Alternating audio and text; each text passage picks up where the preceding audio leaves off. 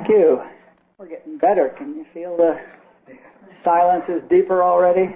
This is going to be a focused group very soon. Already, that was very nice silence. So, a lot of you have called during the week, and I love hearing from you, and I would love hearing from those who aren't calling as well. When I talk to you on the phone at length, it determines the course of the workshop. I can tell you already this workshop is going at an entirely different pace than any other script and kid workshop that we've done. People are moving much faster and they're getting it, and we're getting it much deeper, and we're exploring new territories, and I'm being led as much as you. It seems like every time I talk to you, the scope of the workshop expands because I learn something new from what you're doing or where you're working or what's going on with you. So do call if you have anything you'd like to talk about. That's really, really very useful. We're spend the first half of the class as usual sharing, and ideally we have a pretty good starter list of our scripts and resistance behaviors, and are starting to see the pattern there, and starting to hopefully see that the list is a short list. All of our traumatic events are 3 or 4 different experiences being repeated over and over again. And hopefully we're beginning to see how our resistance behaviors are causing the script events rather than preventing them, as they're designed to do. So that's a good thing fundamentally. We need to really get to where we see the script mechanism clearly, because when we see it absolutely clearly, it will begin to go. Also, we've talked about the glitch. Hopefully we're becoming aware of how our body reacts to fear, what it does when we're afraid. In other words, what the physical fight or flight syndrome, what that feels like to us. And that's important as perhaps our most important tool, always catching script when it starts. Because if we catch it when it starts, we own it. So hopefully we are getting in touch with that, and also hopefully, well, let me finish. There's a material side to this, and there's a spiritual side to this, okay? And also with respect to the material side, hopefully we are beginning to accept 100% responsibility. That means that we understand the nature of script, and that we begin to get some insight into the spiritual side of this, which is that it is my consciousness which not only causes my experience, is my experience. So hopefully we're beginning to get glimpses of that my consciousness is my experience, and conclude from that, or understand from that I am responsible. And even at the human level, it's really pretty clear in a lot of cases. First of all, if you didn't have the script, I couldn't read it.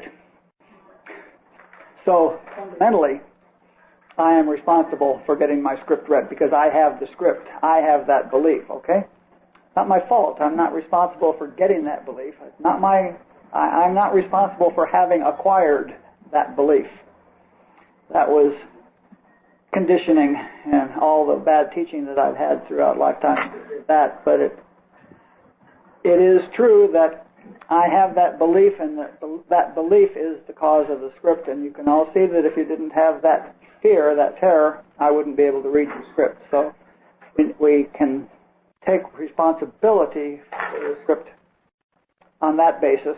And that's really the good news, because if I'm totally responsible for causing my script, then I'm the only cause, and that way I have the ability to end all my script.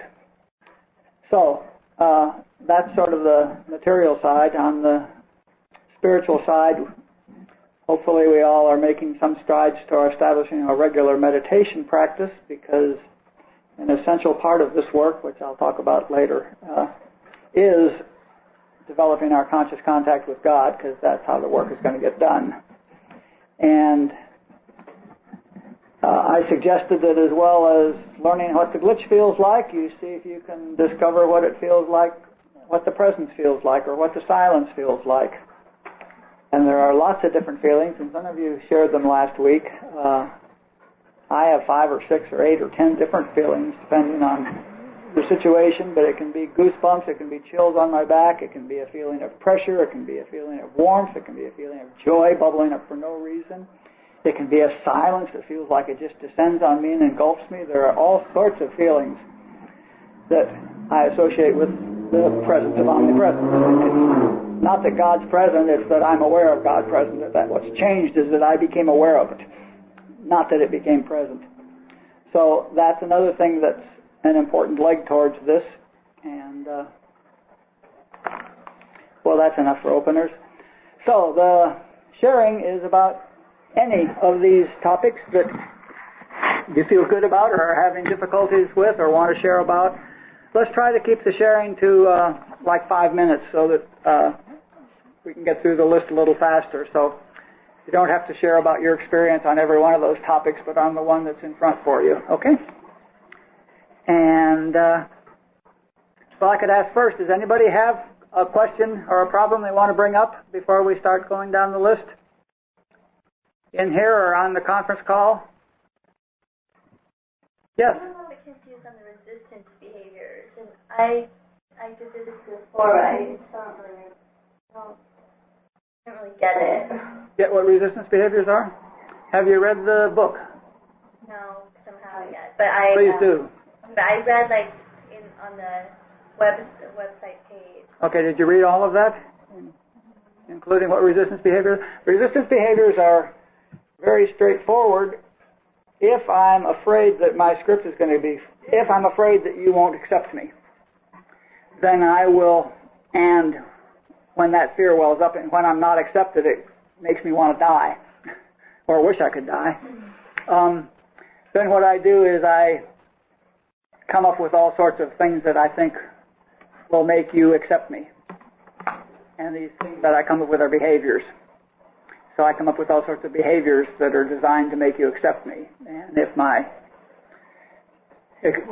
script is that I will always be abandoned, I may come up with a variety of resistance behaviors which are to be very valuable to you or desirable to you. And if my script is that I'll always be ignored and treated with indifference, then my script my resistance behaviors might well be to be loud or a clown or boisterous or something so that you can't ignore me. So there are compulsive behaviors that I do to prevent my script from being read, I think. I have one with my daughter. I don't understand what I'm doing. My 2-year-old, when I had another baby, she hated me, and told me, I don't love you. I don't want you as my mom anymore. I want to be my mom, her Grammy. And I noticed that I don't reduce her. So I guess my resistance behavior is I want Grammy to take her. I want her to go with her daddy. I want her to, but I don't though. I want her to. I want to have a good feeling with her, but she's reading your script. Yeah, good. She's reading your script. My script is I won't be a good mother. No. No, but she won't love me. I don't know. It's more fundamental than not be a good mother. You had a script before you had a baby. I don't know what it is. Do your list of 10. I did. I haven't read it yet. Bring it to somebody. Bring it to me. And do your list of compulsive behaviors and let's sort this out. Make a date with one of us this week and get that done because that's going to be critical for this. I'm not good enough or I'll never be accepted or I'll die or something or other. I'm just saying when you say I'll never be a good mother, that's way too light because not being a good mother won't kill you. But it's I have such mother issues that I'm so afraid that she's going to hate me like I hate my, Yeah, but that's all stuff, yeah. Do your list of 10 things and get clear on this and do it this week so that and get help from Christy or I and let's sort through this and get clear on that. Okay. Anyone else? Then we start with Kim. Yay. Okay. Hi. Any of the topics you want to talk about, and I remind you that it's okay to pass. Oh, well, I'll not pass. Atta girl. Big resistance thing. Yes, it is. So, at least you'd never get it wrong. Ooh, yay. Well, it's been a very rough couple weeks. Feeling like bringing up these fears that I had not thought about in a long time, and so I think physically I've been feeling kind of sick and nightmares and nausea. This week was better. Now I have an actual situation where it's person-based, and I've got all the I am unlovable script, I am going to be betrayed and abandoned script, and I do take responsibility. I do see that these are, scripts I've taken in the last, 10, all the relationships, and what I try to do is, I think it's twofold. I want to try this again in an open-minded, right now, unconditional love, free, no expectation way. But I think that's also a resistance behavior, because that's something I want to do to be more attractive. Because who wants to be with someone with baggage, needs, which I don't have, expectations, which I'm supposed to have. So it's twofold. I do want to be open, free, today, right now, etc. But I feel very much not that way. So I feel angry at myself for not being that way. And I feel, like before anything even starts, like I've been very upset because there feels like I can't just sit with it, and I foresee no good outcome, because where I am right now is I'm not going to go into this happy, joyous, and free, and then and okay with whatever comes out of it. I want what I want to come out of it, even if it's just how I think. And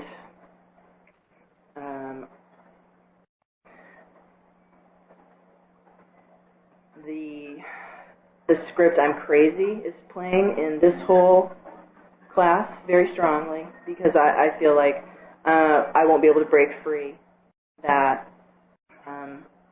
it's the old-fashioned sense of crazy, the incurable kind, and so that comes up a lot, both in this relationship with this person who does seem like, hey, let's have fun, it's all cool. Of course, I'm not, but also in this class and feeling like, crap, these core things are so much a part of me that I've had for so long, and they are my truth, and I so there's that, and a lot of anger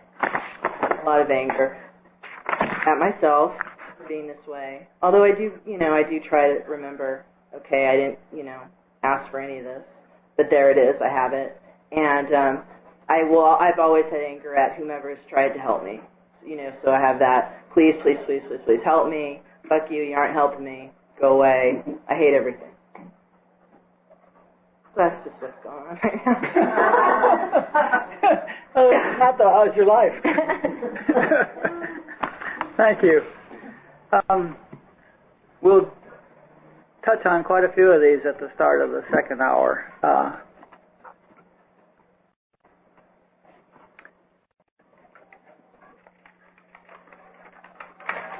Start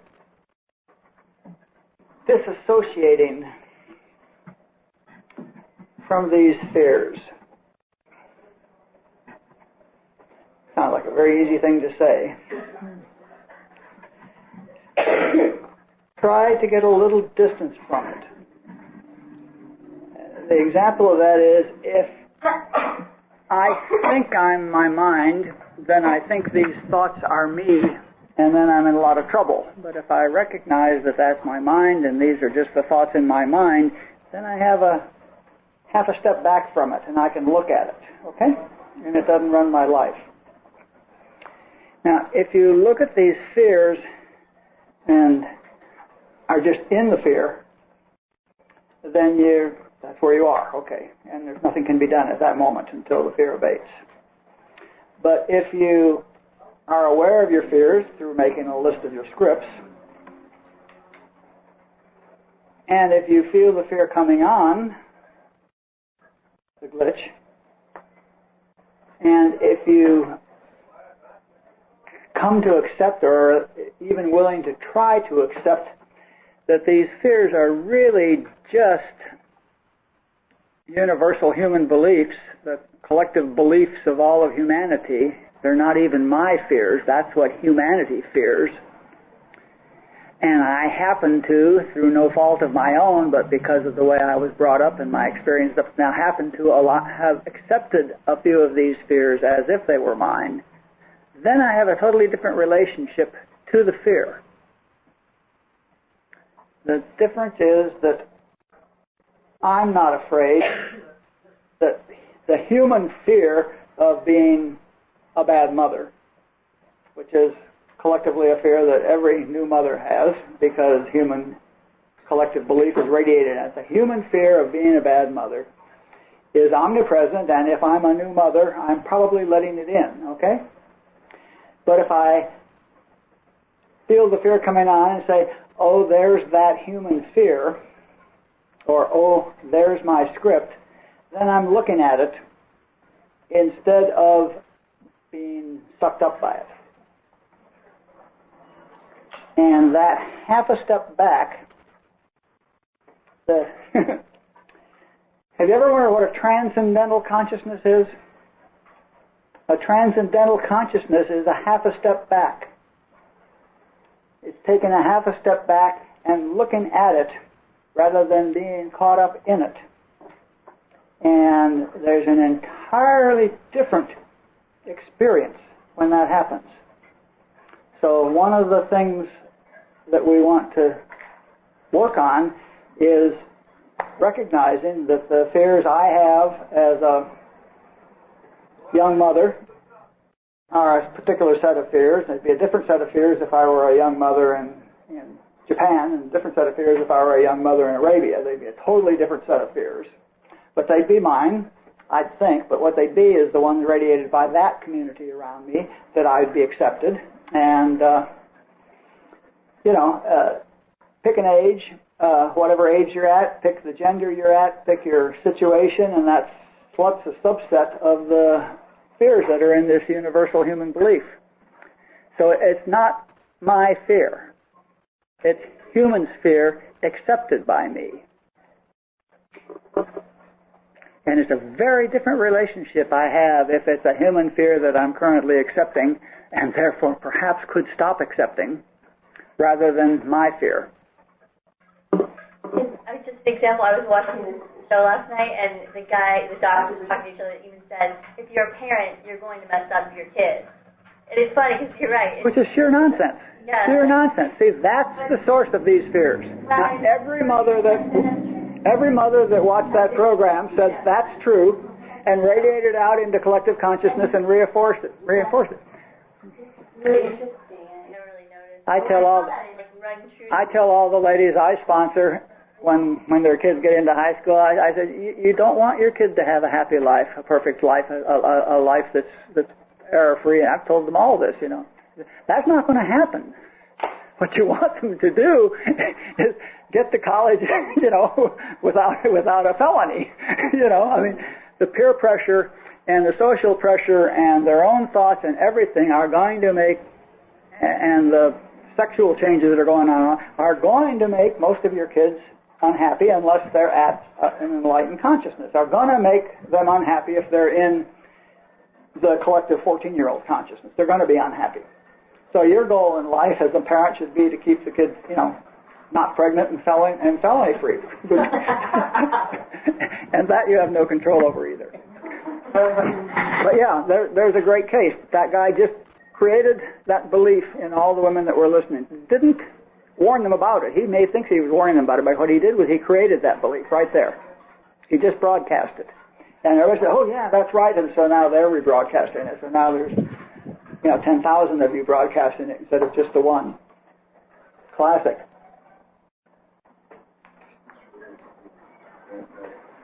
So think about getting a little distance. Think about transcending your fears just by recognizing that they're not yours. Joel Goldsmith talks about hypnosis and temptation. All right.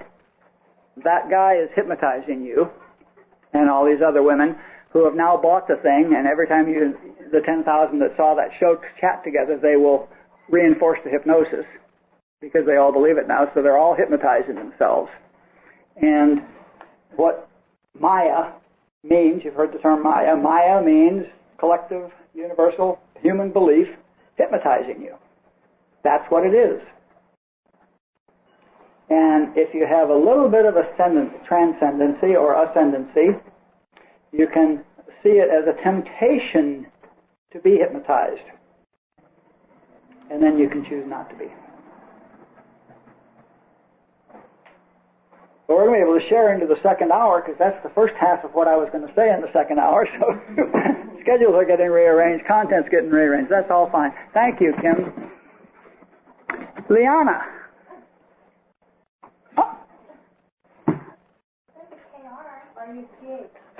CH.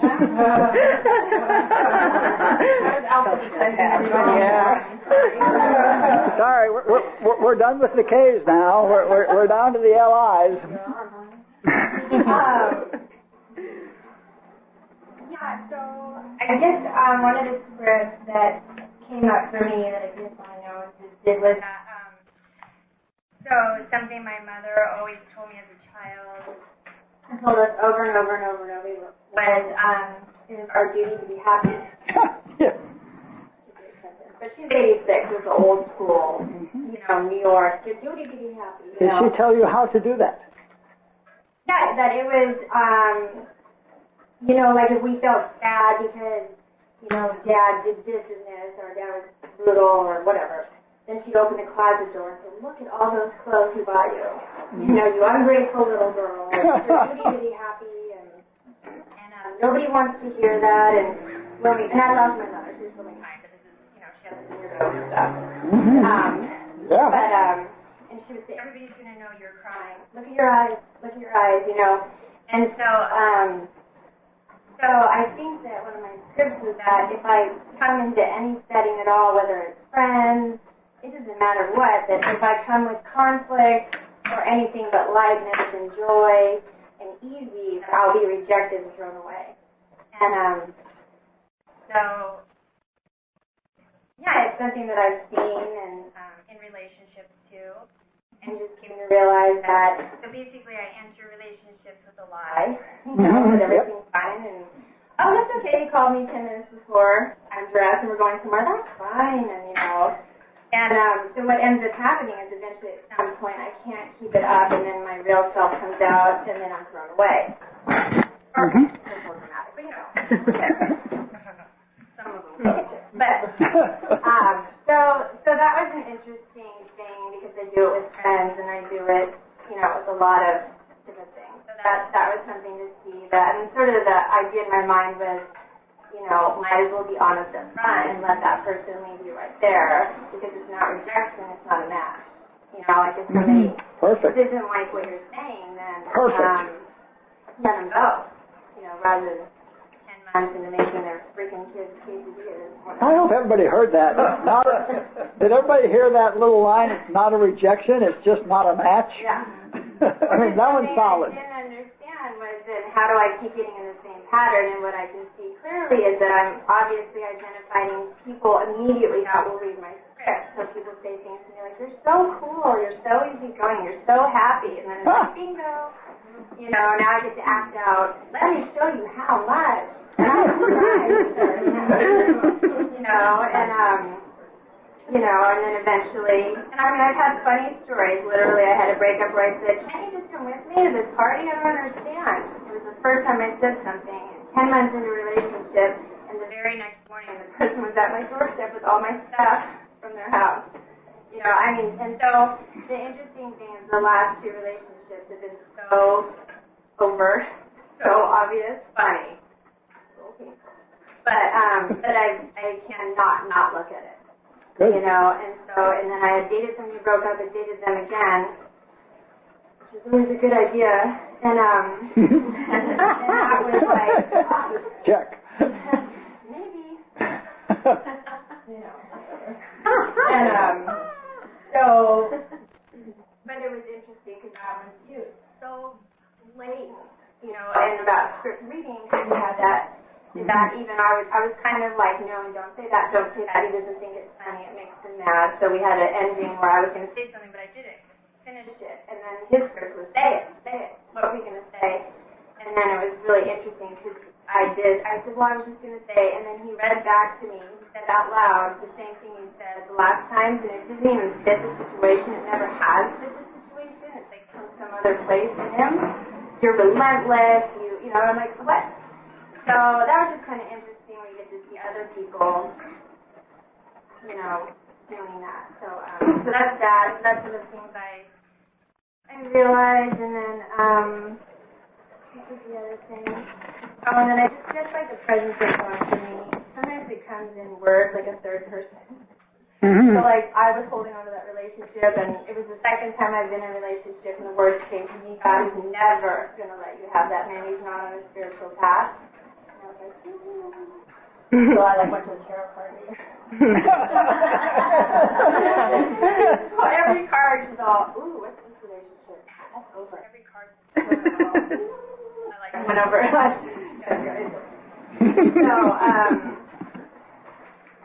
So that's just kind of, I'm starting to understand the whole, and I'm also, the glitch for me is literally a burning feeling, and it was funny when you said that that's why people smoke, because even with the last person with the breakup, I said, this isn't working for me, and I meant that. And I was solid and good, and in a really calm way meant it. I called him, and we were talking about it, and all of a sudden he agreed with me. He agreed, and it flared up.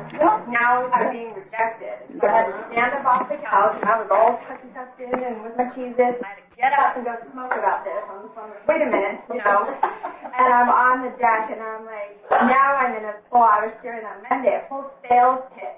I was to try it again. But what's interesting is, like, because of this, I was sort of able to, not when it was right when it was happening, but after I sat there, I was kind of watching it like it was its own entity. You know what I mean? It was like, I'm sitting here smoking, and this other lady's launched into like, don't leave me, and she's having this whole conversation. Yeah, that's it. And so, it took me about a half hour because I was like upset about it, and then it was like almost I could see what it was. Like, this person doesn't have business in my life. And I was going to tell him about the stuff, and he agreed with me. He said, yeah, I really feel like I should pay attention to my daughter more.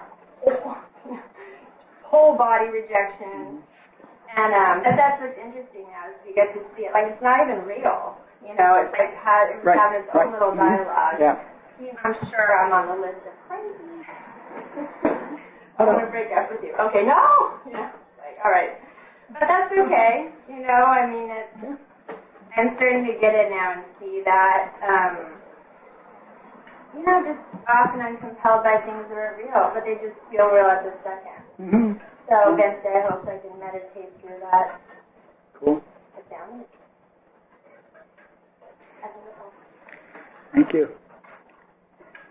Resistance behaviors are compulsive until they're seen what they are. That's why it says in that list, these are compulsive behaviors.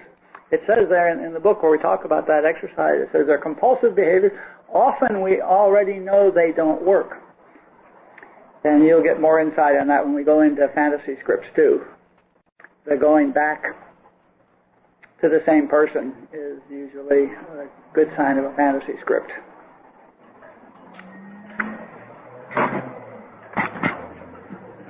Lisa.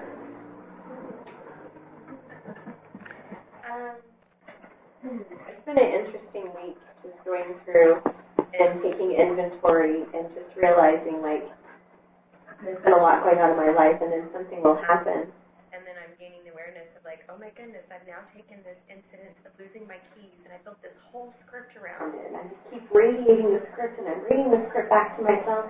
And now it's like I'm never going to be happy, and I'm always going to be alone because I lost my keys, And it's amazing how you can take little tips little things, little inconsequential things in your life and turn it into this huge, this is evidence that I will always be alone, that I will never find anyone, that, nobody could ever love me. And I think the good part is that I'm actually able to get to moments where I can realize it and then say, okay, just stop. You lost your keys. You'll get some new ones. Okay. And then just stop the dialogue and then try to focus on something else. And that's huge because before I was never able to stop the dialogue. It would just go on for days and nonstop. And so that's a very positive thing that I've seen come out of this next week. I think the thing that's hard though is there are certain scripts that I believe so wholeheartedly that you're reading your script to yourself. Part of you knows the script isn't true, but there's a deeper part of you that says, no, it really is true. It really is true. And so you're kind of having that battle with yourself between holding on to the lie and believing it, which of course is the thing that causes pain and misery, or being able to say, okay, it is a lie, and just trust in the fact that it's a lie, and try to, like you said, try to step back a little bit and take a look at it from the outside. It's interesting hearing Melanie share about the relationships because I feel the same way, like, if they really knew what I was, then they would never be able to love me. So I'm just going to air all my dirty laundry on date one, And then, of course, I can say, well, if it didn't work out, it wasn't a match. It's probably more than anyone should have to handle in one night of meeting it. Especially the first night. Because there's no rejection, Are you getting clearer on what resistance behaviors are? Are you getting clearer on what resistance behaviors are? Yes. That would be one. I'm the whole, I hate you, don't leave me, like you said, like, the relationship isn't working out. You know that you got some script, but you're not aware of it, and you know that your relationship isn't work out, and you're okay with that, and you've made peace with it, like you said. You tell the other person, the moment they agree to it, then it's like, no, you can't leave me. Wait a second, we can't make this work. I can do better. I can change. And it's crazy. There's actually a telebook called I Hate You, Don't Leave Me. And I find that fits a lot of situations in my life where I attract people into my life who are, like I said, painless, through no fault of their own. They're reading my scripts. And so on one hand, you hate them for doing that. You hate them for reading your script to you. And then you shouldn't have them in your life and you want to let them go, but then there's that fear of I'm always going to be alone and nobody's ever going to love me, and so you pull them back to you again. And then it's that push, pull, push, and, breaking up, getting back together, breaking up, getting back together. And so that's just been my interesting journey for the week. Although I will say I did go out on a date one last night and I didn't air my dirty laundry. So woohoo! Good. Thank you. Lynn.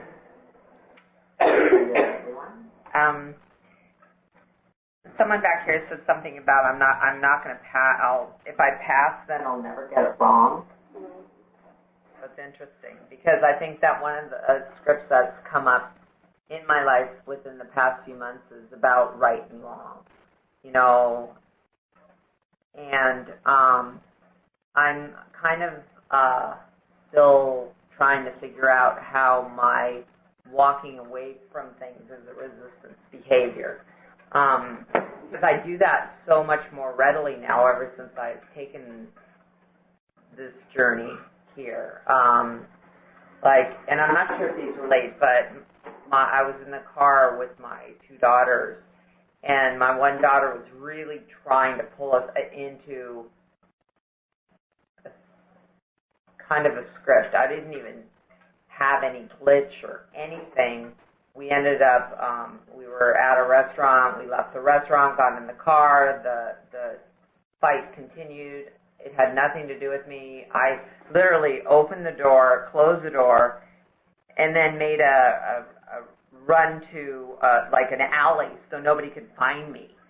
And I don't know what that is in terms of this class, because the thing that I'm looking at is that I'm able to walk away from things without any feeling.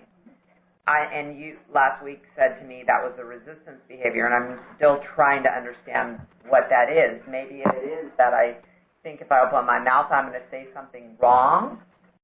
I think personally that in that situation with my daughters, it had nothing to do with me, and if I stayed, it could have gotten pretty ugly, and it would have started. I would have joined in on reading the script, or trying to fix it. We had obviously a communication problem, because walking away from situations is not necessarily a resistance behavior. Yeah, lots of times you walk away because you got no business being there, and it's just very clear.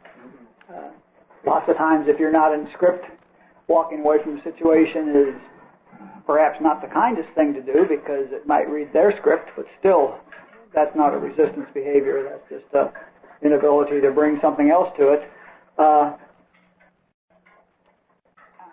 would guess that if, I don't recall the context in which that statement was made even. I'm surprised that was said. I would imagine that walking away could be a resistance behavior if it was done in avoidance or in anxiety or something like that, but it would pretty much require that you be in emotion when you walked away for it to be a resistance behavior, I would think. Yeah. That's where I'm still somewhat interested in that journey of, is like with my husband, that's what I brought up. I know that I tried from the first time that I got here. I had gone through such working with Anne, I know, gone through such huge instances where I was just pulled into reacting. I'm not going to react, not going to react, not going to react, and then react. And I was like, where did that come from? And now I don't react at all. I have no emotion, and I can't change it. I can't do anything about it. I just want to walk away from even silence, and it's it's really weird, and I'm kind of stuck in that place of non-feeling. Almost makes me feel kind of like I'm just dead. And I'm not sure what that is. So, Yeah, when you bring in the question, I feel like I'm just dead, that... Well, I'm used to reacting. I'm used to... I get up all the time now. Just walk away. Could you substitute serene for dead? Maybe. That would make an important difference to me. Well, I'm comfortable being by myself in that moment. Just like I'm better off going upstairs and being by myself and reading some literature. Sure, absolutely. And it's a very, for me, I don't know, I don't want to think too much about it, but for me, being alone in my bedroom used to be a very bad place to be, very lonely. I don't feel lonely. I feel like I'm just better there. I don't hear anything resistance behavior or scripty about that. It's funny when you said that, like we had some wrong communication. I immediately got a glitch, and then I had to work through it and just listen to you, and now it's gone. Because I was like, I didn't hear what you were saying, or it was presented differently or something, because that's not something I would typically say. So and I have no doubt that I said it. You walked in and walked through without saying anything to your husband and went straight in your room or something. It was a different situation, like you weren't leaving anything. So we all know why. So that's what I got, was because you walked in, you didn't say anything to your husband, go straight to your room, and that was it. And you said that was a resistance behavior because you didn't want to interact versus leaving a fight. I see. That's what I'm not leaving a fight. I'm just like not wanting to be there. You ignored him. So He was. That's what I picked up on. No, I appreciate you saying that. That was like more of ignoring with resistant behavior versus leaving a fight where you're going to engage. No, it's fine. I want to get it, because there are times I just walk. In that situation, I think I remember I just walk in, sat down, go, I don't feel like being here, got up and walk away without wanting to say. That happens to me a lot. So you have to do resistant behavior all the time. All the time. No, This is an interesting place. It's kind of, I guess I'm not sure how to look at it. I don't either. But what you're saying today sounds healthy. Well, could it be resistance behavior, though, if, like, instead of getting rid of the script, so it's like, okay, so like this, like, I now know that I engage in script when I meet men. They go, you're so nice and easy, and I go, okay. But it would be resistance behavior, and I said, I'm not going to date ever again. I'm avoiding. So really, I'm not getting rid of this script. It's like maybe ignoring. That's what I'm hearing. Is like instead of being able to interact with a husband, I don't know, or somebody who irritates your daughter, that I just get rid of the script so that whatever they're saying to you doesn't bother you. Versus saying like, if you just went away, I wouldn't even have to, only to find out that the script's going to come out somewhere else. Okay, that helps a lot. Yeah. I think that's what what I remember is that. An interesting question is exactly that. Yeah. If you're walking through, not having an exchange with him, so that he won't read your script, that would be a resistant behavior. That would be isolating. I mean, if you're in that situation. Yeah. Nothing. It's like interesting.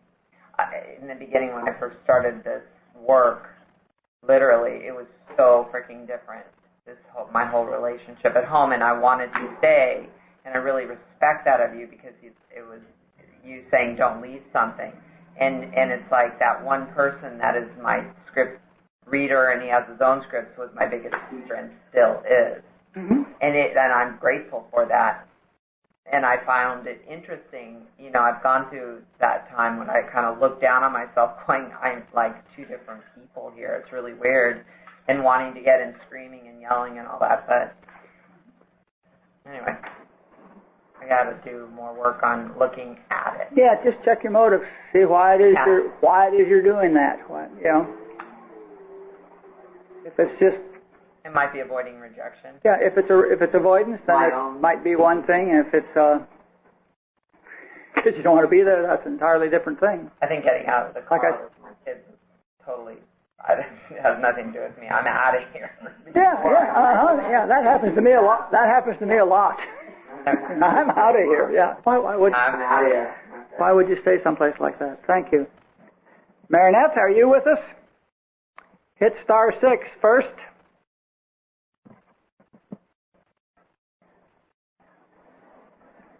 Marinette? I guess not. Mark, are you with us? Mark Harvey. Nope. I'm here. Can you hear me? Yeah, okay, there you are. Hi, Mark. How are you doing? Lee, great to hear your voice. It's great to be in the consciousness. Glad to hear you. It's been a long time. Yeah, I know. Are you having trouble hearing us? No, everything's fine. Can you hear me okay? Yeah, fine. Good. Sure. Please share. It's funny, I was sitting here thinking how, I wouldn't say script-free I am, but I guess the less of the emotions and the glitches I have with my scripts. But I'm sitting here in terror right now, thinking that I can't see faces on the other side of the phone, and what are they doing? Are they laughing at me? And and I guess a big script right now is that I'll never get it right. And I'm sitting here with Patty, and she told me, she says, it's funny how you don't do the work in the weekdays, and that is my resistant behavior, because it just confirms the belief that I'll never get it right. And I'm sitting here in terror, but the work that we have done in since we've seen you, since we left the West Coast, and like someone said, I truly believe to the core. This is the best stuff in town. I'm very much of a doubter my whole life, and when Patty turned me on to this, 4 or 5 years ago at Leelaa, it's completely changed our lives. It really has. I mean, I would probably be divorced for a second time and running around in human conscious like crazy, but I can truly say, I think like Christy said, I believe it's the core. And, God, I'm shaking like crazy. You know, there's so much clarity now, you know, having this class 5 years than it was when we first started, and there's so much clarity, and it is so true. I can see it now, you know, when I'm in script or I'm around my script readers, you know, it's the glitch I get is like when, you know, I love roller coasters, and it's like that first huge drop on those massive roller coasters, you just get this big, you know, stomach turning thing. But now it just seems like it just, you know, I know it's going to end, you know, and that's going to fade, and it does fade. And I get this little kind of Lee laugh, you know, that I still can remember from you every time it comes up, and I kind of chuckle. I'm like, oh, there's the script, you know, and there's the glitch, and there's the emotion. And, you know, it fades a lot quicker. I notice it so much more. It's so clear. And they're not gone, but it's so great to know how to deal with them, have the tools to deal with them now. And, you know, in the typical theme of all those scripts and my script readers is I'm still there. And they might be different script readers, different scripts, but I am still in those scripts, and it's really me. And realizing that no one's doing anything to me, and like Patty says, you know, they're all lies. And that's such a great way to put it, because I can truly laugh now, and every time a script comes up, and, you know, it might be a different emotion, but it's, you know, how quick I get over it, but it truly is, it's a lie. It truly is a lie.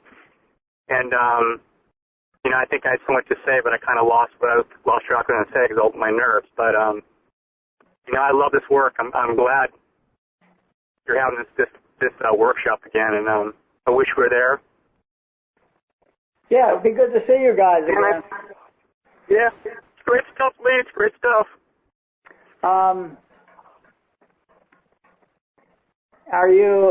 How's your meditation practice? Are you working on that? Because what we're discovering is, and the difference in this workshop and the last one you did is that we're going to get a lot more God in gear and get through these things rather than just reducing them. I mean, you're fairly clear, it sounds like, on knowing what the script is and knowing what the behavior is and knowing what the glitches are, and obviously managing it well since it's no longer as bad as a roller coaster. But how's your spiritual life? How's your spiritual practice? That's the step not to miss in your practice every day is working on improving your conscious contact with God. Yeah, it's gotten a lot better. You know, I love to meditate. I should do it more, but you know, I do try to. If it's 3 minutes of my day, I set my clock, my alarm in my car, and you know, I just get quiet for, you know, if I can, 5-10 minutes. You know, we're in some programs, co-op programs here, where I really try to incorporate that there. But it is true. You know, when the less I am quiet, you know, the more I'm in my mind. And I know that for a fact because I can take almost a daily or weekly inventory and look back and say, wow, I really was running in human consciousness. And I think that is obviously direct correlation with getting quiet. So it's improving much more, and I know that's the answer right there. And it's just practicing that. Yep, that's it. That's the whole thing, is work aggressively on experiencing the presence of God in your life, and that is the way out. Okay, thanks. Thanks. Megan, are you on the phone? You ain't here, are you there? Where are you at, Megan? Nope. Okay, let's hear from Mimi. Hey, I had two interesting things happen to me this week. One of them was, well, my script, the pervasive one is, I'll disappoint you, and you'll throw me out. So my husband said, you know, you bought the exact wrong trash bag. So got the glitch, and for me it's like a punch to the stomach. and just tightens up. And I didn't make eye contact with him because I kind of felt like in that moment I was able to I did take a step back. Like, oh, he just read my script. Oh, yes, yeah. See, that's it. Yeah. And so I didn't respond, and he said, I know what you're thinking. I'm reading your script, right? And he hasn't even done this work. He's just, we talk, and I said, yes, I disappointed you. And he said, but it had nothing to do with you. I just said that you got the wrong trash bags, and that wasn't your fault. And I'm like, yeah, I got that. Cool. So that was interesting. Yeah. So we were able to kind of move through that one. Okay. And then I had another interesting thing happen at school with my principal, and this is someone who I've had a very rocky relationship with over the years, and I've worked really hard to make it even keel. And for me, it's I got to just let go under the radar and kind of keep my mouth shut, and that's hard for me to do. But when I do that, I am more at peace with this woman.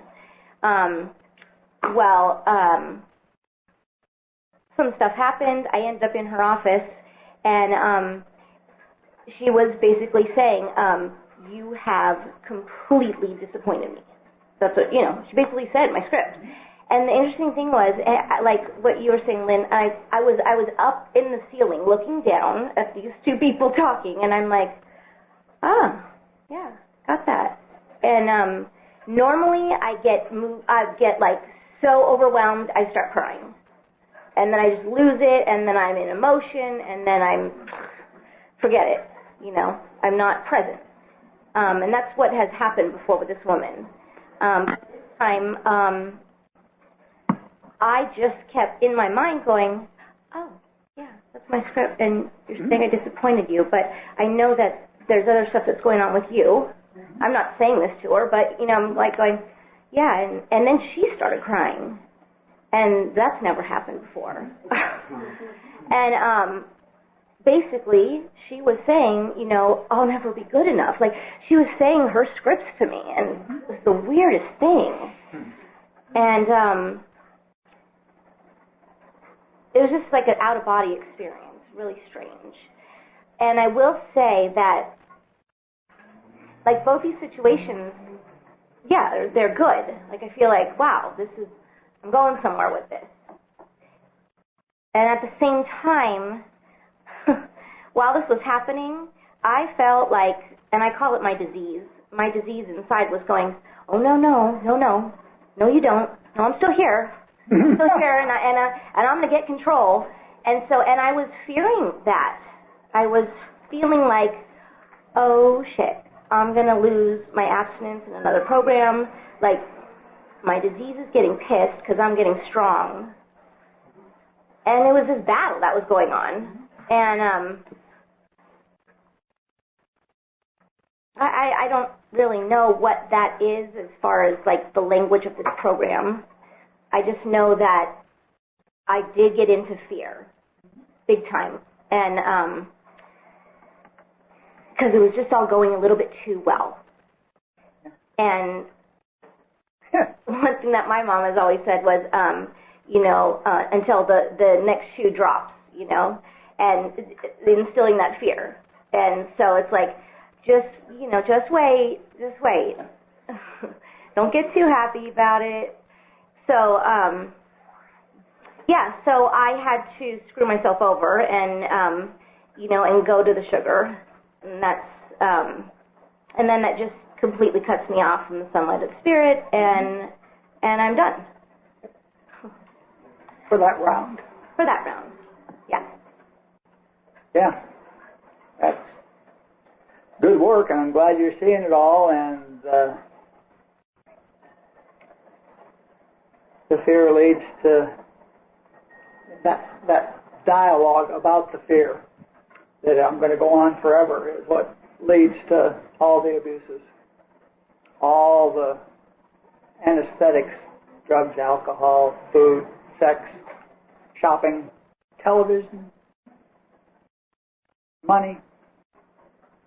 You know, because I feel like when and then at the same time though, I was very much present to the presence of God. Mm-hmm. Like I had some real strong situations. I was in the shower after this great yoga class, and I was like feeling like, wow, I'm washing my hair now. Okay, you know, I'm rinsing my hair. Like I was like right there in the moment and feeling that warm feeling come over me.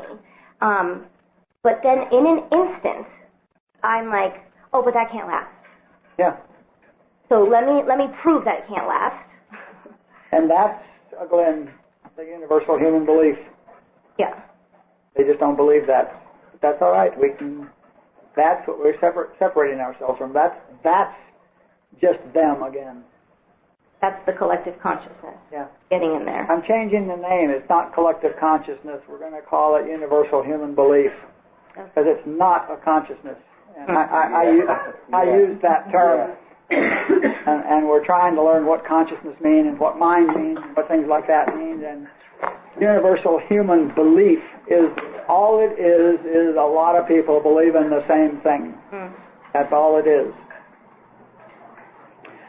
Yes. Is it the universal belief of the scripts and fears and all that? Is that the universal Yes. human belief is just They are. I'm not good enough, all that stuff. Watch a soap opera.